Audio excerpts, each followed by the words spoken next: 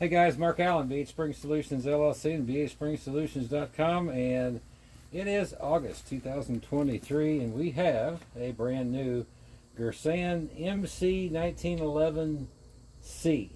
This is a 4.25 inch barrel, 45 ACP commander length, 1911, made in Turkey, imported by European American Armory. And I got a story about this. Picked this up for $350, and my objective was, it seemed like, I want to go ahead and get their tag pulled off because we're going to be doing some shooting. The objective was, I wanted to see what was kind of the low price I could get on one of these pistols. They're a popular size, for carry, if that's what somebody wants to do. But particularly, it seems like the market's getting sort of flooded or a little saturated with a lot of the Girsan products, frankly, and that's fine. It creates some attractive bargains, I think. But are these bargains worth the money? Are they functional? We don't have a lot of experience with Girsan's 1911s, so we thought this would be a good place to start. $350 for this one, and $35 to ship, so $385. Then plus applicable sales taxes as normal.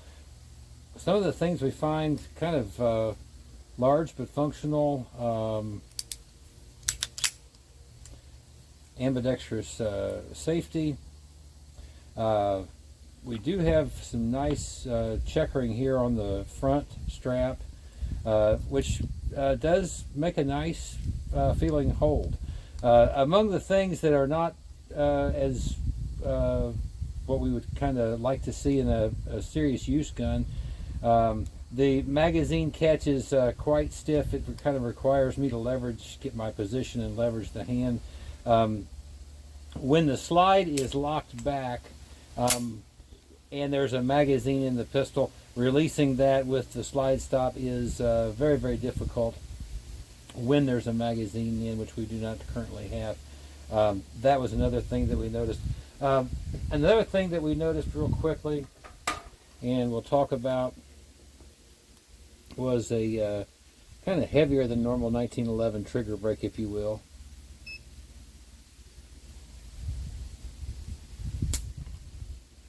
That was 8 pounds, 4.3 ounces, and that's about where we were at. Was right around 8 pounds each time that we did the trigger brake on this. Now, what about that? A lot of folks would say, oh my God, that's an 8-pound trigger pull. It's going to go straight to the gunsmith. Well, maybe.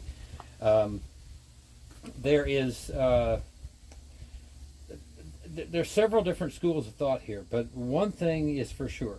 A trigger that needs further refinement to meet some people's criteria for what they would put into any kind of a serious use or even range use is different from person to person, and a trigger in a 1911 that lacks sufficient refinement for some people can be refined.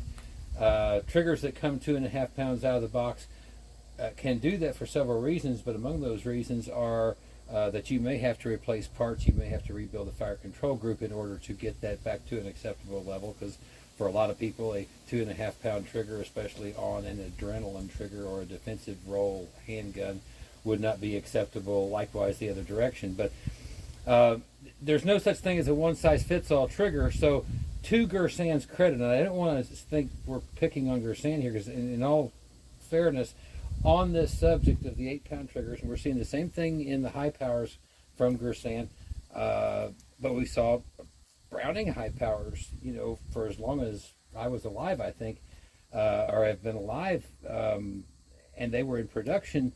They were often 8 pounds out of the box, so no big deal breaker where that's concerned. What we're most concerned with out of the box, and this is as truly as out of the box as we can find, what we want to know is this handgun likely to be reliable if we start going ahead and doing some refinements that will make this a more acceptable, or more polished performer as a handgun. That's kind of objective number one. And we wanted to find that out without shooting thousands and thousands of rounds on this particular occasion. So what we did is we pulled out the available ammunition, and it just happened to be some of the kind of the more marginal, or kind of on the fringe kind of ammunition. We've got steel cased Russian. This is kind of hard to digest for some pistols. Nothing deficient about this one. This is an Italian made brass case. Again, aluminum cased, sometimes a little bit difficult for some handguns to digest. And we've got 230 grain hollow points here from Federal. And what we've done is, I think we've offered this handgun a diverse a diverse selection of marginal ammunition, if you will, or hard to swallow ammunition. We're going to go ahead, and what we're expecting to do is, as long as we don't have a reason for stopping, we're expecting to go 100 rounds. First thing we're going to do is we're going to be taking a look and see how far our ejected empty shell cases landing, and we're going to see if we're comfortable with that, and if we are, we'll be continuing.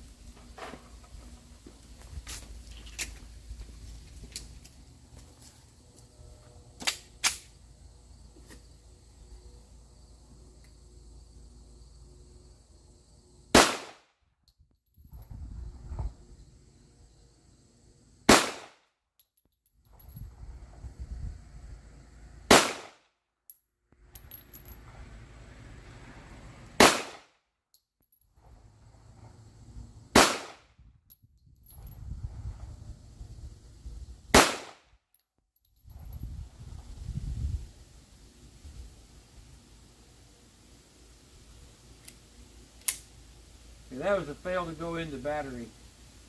This is the tall ammo steel case. Okay, ammo locked back. Not sure what the reason was for that. The firearm seems to be more than sufficiently oiled, so I don't think it had anything to do with that. We're going to go ahead and continue. Extraction distances, we were running in the first 1 or 2, 4 feet, I guess.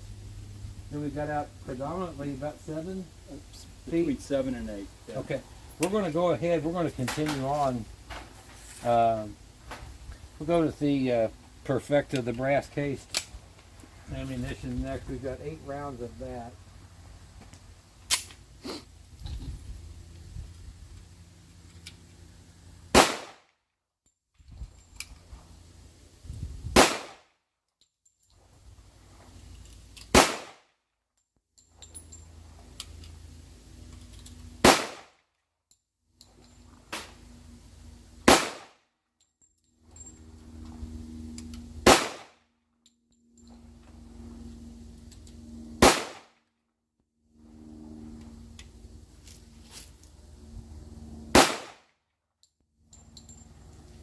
Okay, we had extraction distances with this ammunition from about 3 feet.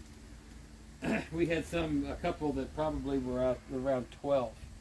So either we have some extremely inconsistent ammunition, or we have a very inconsistent performing recoil spring, or we have an inconsistent extractor hole. One of those would be likely, or a combination thereof, could be causative. We're going to go ahead and continue. Many times with the 45 ACP, and it really starts at the 4 1/4. It gets more difficult the less barrel length you have. Consistent performance of that recoil spring in 1911, when you get sub 5-inch barrels in 45 ACP, I mean starting at 4 1/4, consistent performance gets progressively harder and harder to come by.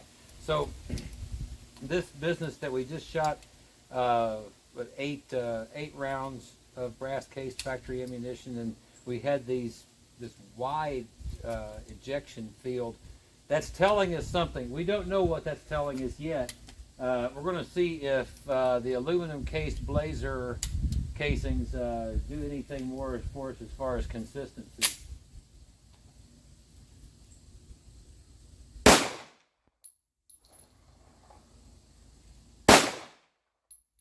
Well, we're out to 11 feet, guys. And we did fail Mag dropped out. to chamber into battery again. I want to go ahead and we're going to stop. We're going to throw one of our BH 18-pound progressive recoil springs into this, and then we're going to go ahead and continue. Okay, after a couple of fails to go fully into forward battery, we decided to go ahead and open this Girsan up and take a look here at the recoil spring. What we were not, now here's the punchline on this, is I've never seen one of these opened up. We didn't have this disassembled since we got it. We got it out of the box and we did the trigger brake weight test, turned on the camera, and that's kind of what we've done. And we started shooting. What we have, or what we found, we have a full-length guide rod and we have a flat wire recoil spring. And what we were not getting was we were not getting consistency of slide cycle rate, we believe. And that was giving us a lot of inconsistency as far as extraction distance of ejected empty shell casings. But specifically the fail that it was causing was failure to get all the way back into forward battery. Like we just didn't have enough on that front end. We've got a lot more resistance here with the BHSpringSolutions. That's a round wire recoil spring. It's our 18-pound progressive, and you're going to notice that the coils are a little closer on this end, a little farther away on this end. This does a couple of things, but among those things, it should get us a bit more forward push into the slide coming back forward, hoping that we go ahead and correct those fails. Yeah. Okay, we've gone some places with this Girsan Commander that kind of wasn't expecting to be going to today. I was expecting to have better reliability than what we've been getting. We've loaded back up brass case only. This is the Italian and the Federal 230 grain jacketed hollow points. 20-pound recoil spring we've gone to now. It's quite a much stiffer rack, but we were getting nothing as far as consistency of our extracting empty shell cases, and also failing to go fully into battery. So that's the reason why we're where we are, and we're going to go ahead and see if we can get function now. 8-foot extraction distance, that's nice. 9 feet, that's okay. 7 feet, that's good. 5 feet, fine. That one took off for a while. That one was about 8 feet, that was okay. And we failed to go into battery again.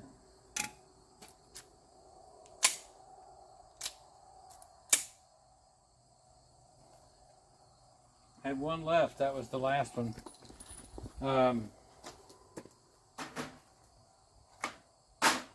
I've got 7 rounds here of the I've got 7 rounds of Federal 230 grain brass jacketed hollow points. We're going to see if we can get through this magazine. 7 feet. That was a flyer.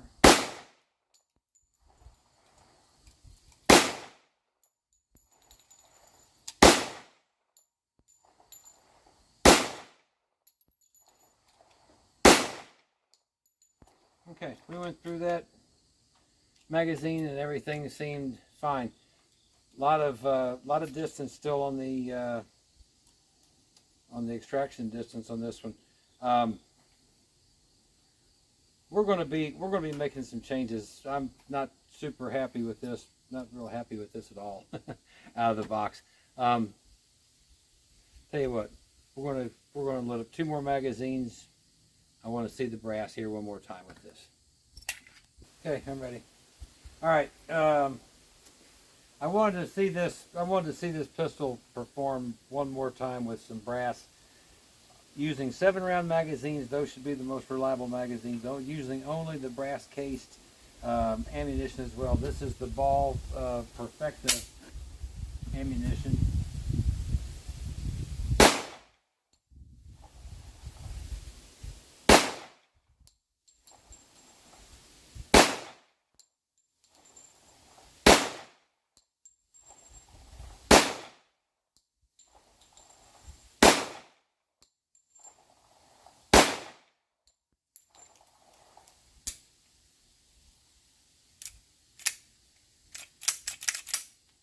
we're not locking back.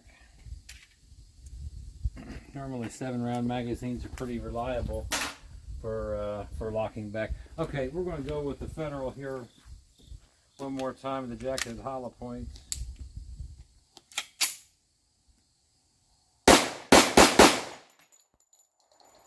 And we lock the slide back.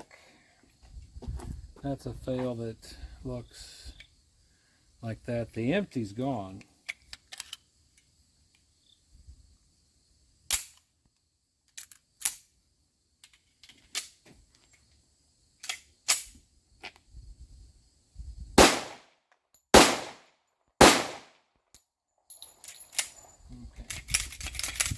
Alrighty, we've got some work to do, gentlemen. Alright, we've installed a new extractor and a new extended slide stop, like that. Back to the 230 grain Italian brass ammo. 8 foot. 8 foot. Didn't see it.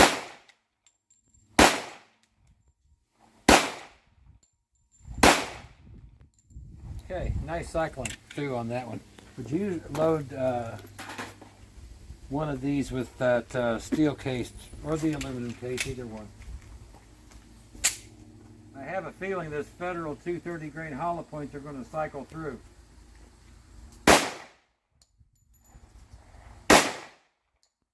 Eight feet.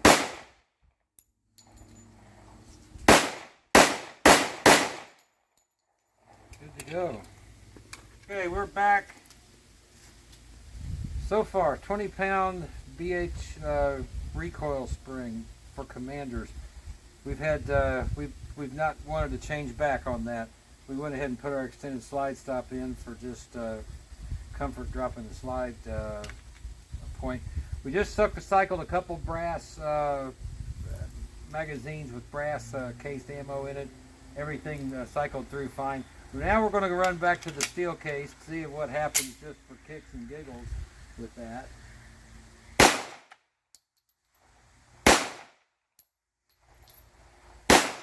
Oh, we changed out the extractor. That was kind of the big deal.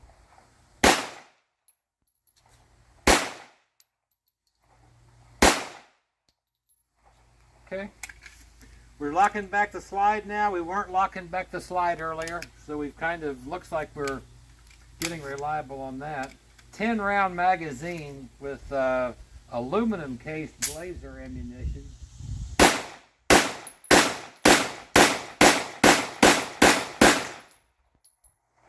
Function, lock back. Now we've shot steel. We've shot aluminum. Now we're back to some hollow point brass.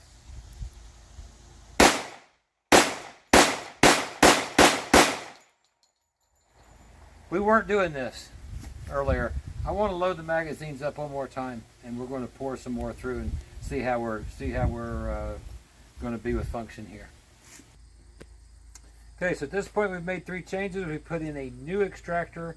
We've put in a new slide stop. We are locking back so far. With that, we're extracting more consistent distances of the empties and the 20-pound BH optimized recoil spring. So we're going to go ahead and keep going. We've got 32 rounds loaded up. This is 7 rounds of steel case, and we got 7 more rounds of steel case to follow that. 6-foot extraction. 5-foot extraction. And we did lock back.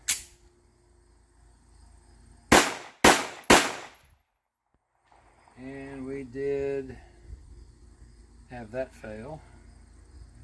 Now this is steel cased ammunition.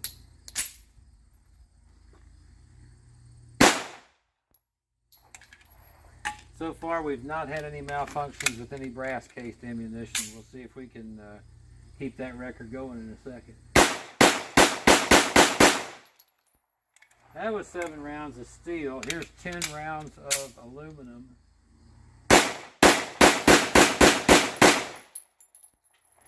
we did lock back prematurely.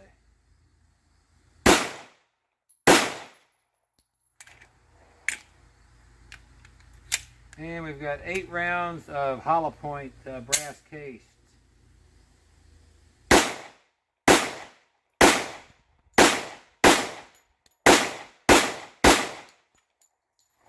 Brass case stuff, we have not had a malfunction since we did these things. The aluminum and the steel gave us a little bit of irregularities. Brass, so far so good. Last shooting we're doing today, we got 14 more rounds of 230 grain brass cased Federal hollow points, and we got 4 in the gun, 10 in a 10 round magazine. We're going to see how function is with this ammunition.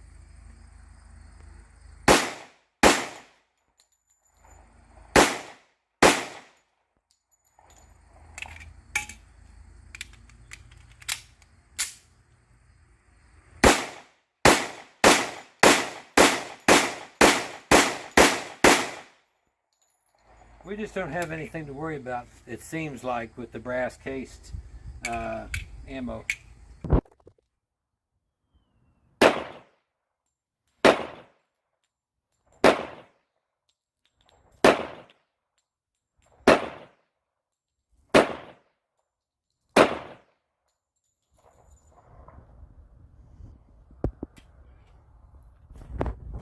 You get that other mag?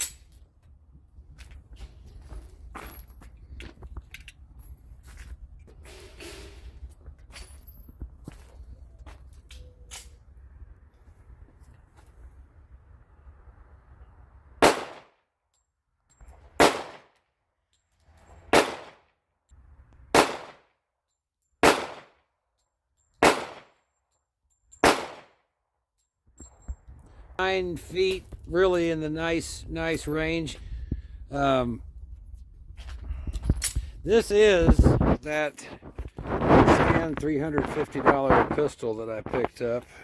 We're going to do a quick wrap-up review of this Girsan 1911C, I believe it is called, and this is a 4 1/4 inch barrel. I think at times I've called it a 4.4. But no, actually, I'm sorry. It is a 4.4 inch. It says on the box. So, beg your pardon. 4.4 inch.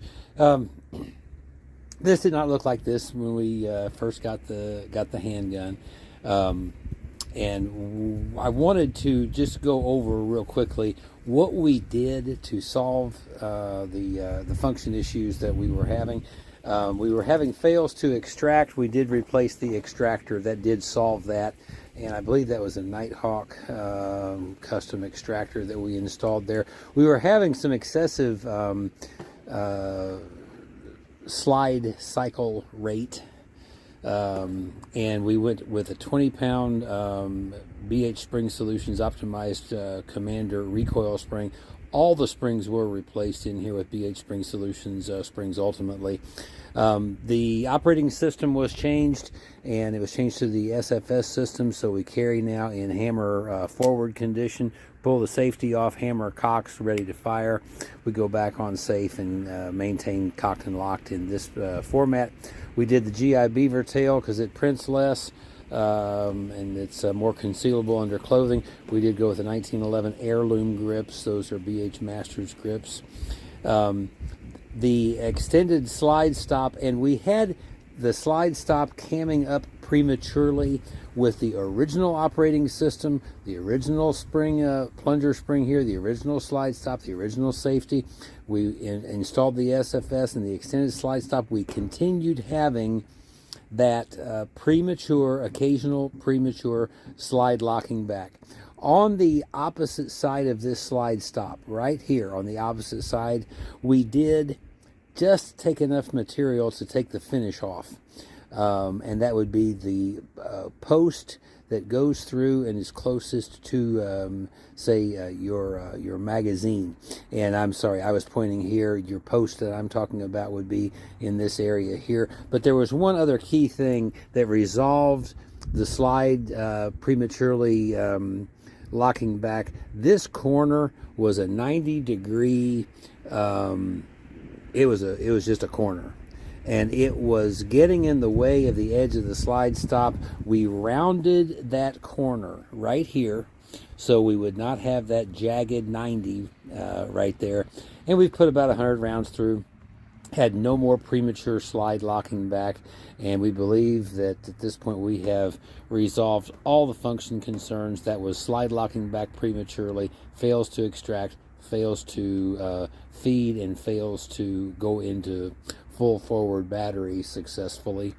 So with springs, extractor, and some final finish work here on the slide, we were able to be successful, and I believe we now have a reliable 1911 Commander at this point. Folks, we appreciate you watching. I'm Mark Allen, BH Spring Solutions LLC, BHSpringSolutions.com.